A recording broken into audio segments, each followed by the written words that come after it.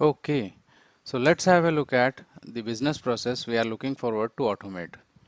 Business process overview.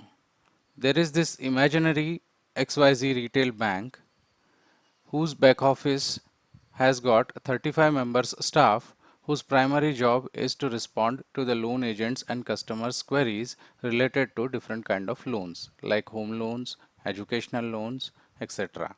Approximately 500 inquiries are made in a week to get information about EMI amount, interest paid or total amount paid. One staff member takes on an average 5 minutes to enter this data to the website and revert back to one query. The inquiries are rule-based, highly transactional and repetitive. Accuracy is of utmost importance. This is the pictorial representation of the same business process. It is called as-is process in the RPA world. You will hear these words as is process and to be process multiple times in the RPA journey. As is the process as it looks today, and to be would be the process how after automation it would look like.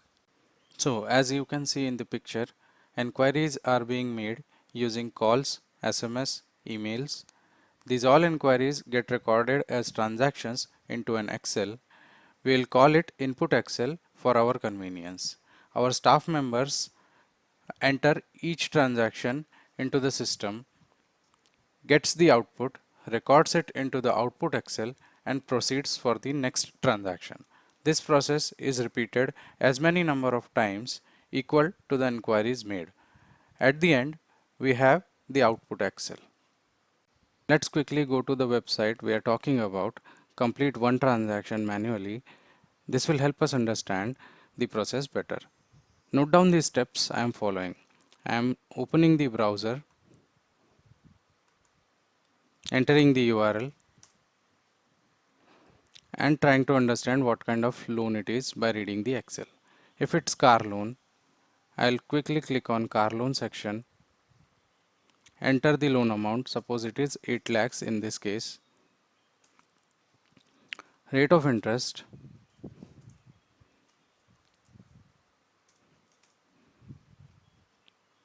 and tenure.